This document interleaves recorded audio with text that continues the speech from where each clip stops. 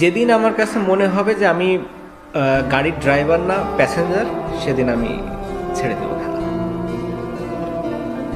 বুঝতে পারলেন কথাটা?